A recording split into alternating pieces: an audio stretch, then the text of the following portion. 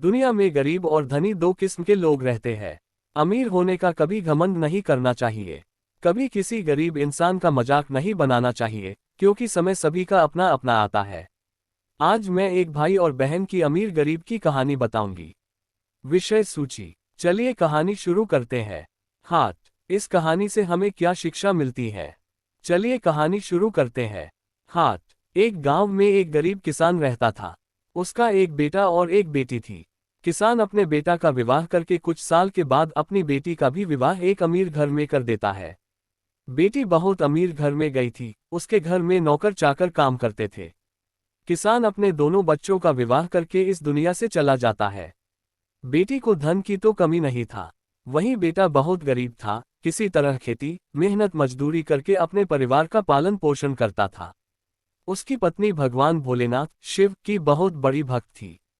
गरीब होने के बाद भी वह भगवान से कोई शिकायत नहीं करती थी। वह थोड़े में ही गुजारा कर लेती और अपने परिवार के साथ खुशी से रहती थी।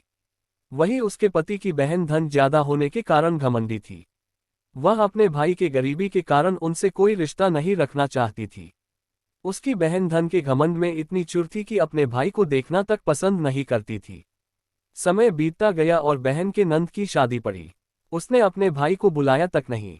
किसी तरह उसके भाई को पता चला और वह बिना बुलाए ही बहन के घर शादी में चला जाता है। बहन उसको देखते ही अपने नौकरों से कहकर घर से बाहर ही लौटा देती है। भाई भूखा प्यासा रोते हुए जा रहा था, तभी रास्ते में उसको एक बूढ़ी माँ मिलती है।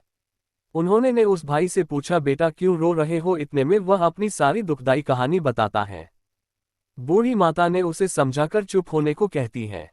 बूढ़ी माता जी गरीब किसान के बेटा से कहती कि यहीं पास में मेरा बगीचा है, चलो कुछ खा के आराम कर लो। दोनों बगीचे में जाके खरबूज खाते हैं। फिर बूढ़ी माता ने एक थैले में खरबूज और कुछ खाने पीने का सामान रख के उसे वहां से घर भेजती है।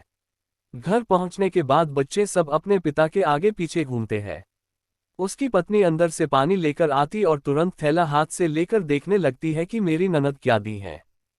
बेचारा भाई वहां से चला जाता है। उसकी पत्नी जैसे ही उस खरबूज को काटती खाने के लिए उसमें बीज के जगह हीरे मोती चमक रहे होते हैं। वह बहुत खुश होती है देखकर। फिर अपने पति के पास जाकर कहती कि दीदी को हमारी गरीबी देखा नहीं गया है, इसीलिए इतने सारे धन दी हैं। बेचारा किसान भाई सोच में पड़ जाता है और किसी से कुछ कहता नहीं है। अब बेचारा भाई भी बहुत धनी और पैसे वाला हो गया। भाई के अमीर होने की खबर धन के घमंड में चूर रहने वाली बहन को पता चला और वह बिन बुलाए अपने मायके यानी भाई के घर आती है। ये देखकर भाई मन में सोचता है कि जब मेरे पास धन नहीं था तो बहन मुझे देखना तक नहीं चाहती थी। फिर भी वह और उसकी पत्नी ने उसका आदर सत्कार करते हैं। कुछ दिन के बाद बहन को ससुराल से बुलावा आया। उसके भाई और भाभी अच्छे कपड़े मिठाई कुछ उपहार देकर विदा किया। इतना सब देखकर उसकी बहन के आंखों में आंसू आ जाते हैं। उसको समझ में आ जाता है कि धन ही सब कुछ नहीं है, अच्छा स्वभाव और दिल का बड़ा भी होना चाहिए। रेड हार्ट फुल को विल्टेड फ्लावर। इस कहानी से हमें क्या शिक्षा मिलती है? इस कहानी से हमें ये सीखने को मिलता है कि हमें कभी भी किसी की गरीबी और मजबूरी का मजाक नहीं बनाना चाहिए।